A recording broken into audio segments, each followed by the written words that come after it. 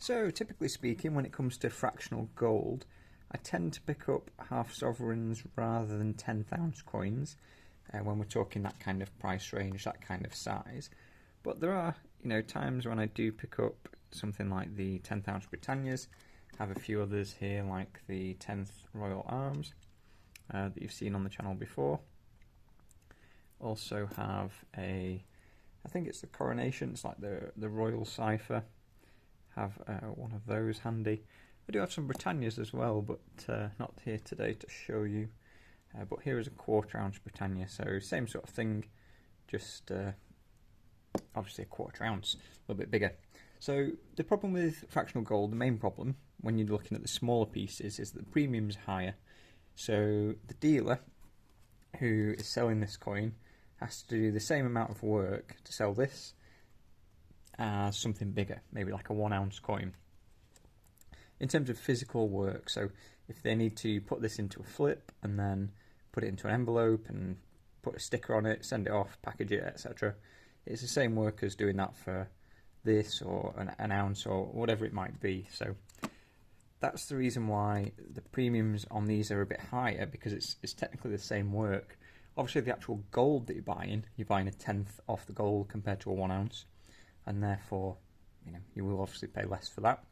But that is why the premiums tend to be higher. So not a bad option, quite popular, quite well recognised. People like the security features on these, but like I say, you usually do have to pay a bit of a premium for them. So not always. There are times when they come up a bit cheaper, which is why I bought this one. But in general, that is the main drawback with the smaller gold, that there are higher premiums. So you might, if you're going to take time on the second-hand market, you might be able to sell on the second-hand market and get a little bit of premium back. But the dealers are probably not going to give you a great deal, more than spot price for them. They may pay worse for other things, but we're seeing an interesting market at the moment. But yeah, my preference for the smaller fractional gold is probably the half sovereigns in general, unless you see a particularly good deal. In terms of small bars, in the UK they don't make as much sense, but I can see why they are popular as well, especially in other countries where buying 4/9 fine gold is better than 22 carat, for example. But in the UK, I say that there is an advantage of buying these over the smaller bars. So yeah, that is the 10th today. We have, like I say, a few other coins which I'll show you again just to give you a closer look. So the other good thing about the 10th ounce, if you want to do just a bit of a collection and maybe just want some different pieces, you can do it without spending a lot of money compared to, say, 1 ounce coins. If you want to do a 1 ounce coin from each mint around the world, like a maple, a buffalo, an eagle, kangaroo, etc., pandas, then it's quite an outlay. But you could always have a 10th ounce. You'd have varying coins, and it'd be a nice way to build up a bit of variety without your whole stack being spread all over the place.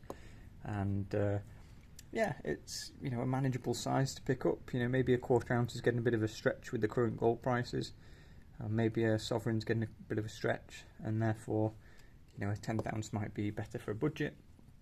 And as long as you've got good eyesight, it's still a nice coin. Just look at that, just the same, just obviously a different size.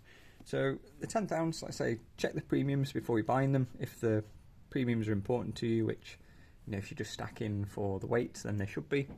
But also do consider liquidity a little bit as well. So just because something is super cheap doesn't mean it's going to be necessarily the best investment. So for example, a dealer might not necessarily be paying back spot price on some coins. If they have coins that are less favourable, they might pay less than spot, but they might pay something like spot for this if it's more favourable. So compare the spreads, the dealer's selling price versus the buying price. You might be able to shop around and make a bit of an arbitrage on that if you end up buying from one dealer that doesn't value such a coin much, and then selling back to another dealer that does value such a coin a bit more. But again, that is if you're going down the dealer avenue. Obviously, if you're going to go on the private second-hand market, then you might get a bit more for it, but obviously it's more work. So those are some of the considerations for the 10th ounce coins. One thing I will just point out, from last year when the gold price rose rapidly, let's say you were saving up for 1 ounce at the end of the year and gold went up 30%, so I can't remember the exact numbers, but let's say at the start of the year it was around 1600, 1700, and about 1600, and then by the end of the year it was nearly 2000 or just over 2000 in pound terms. That means that you would have to actually save more to buy the 1 ounce coin, whereas if you bought the tenths, you would have been paying more premiums on the earlier ones, but you might actually have got it cheaper overall, and you would have been buying, as you were going along. So perhaps the 1/4 ounce is a better balance. Just obviously check the premiums, check what fits your budget, and definitely consider the half sovereigns as well if you're a fan of the smaller gold.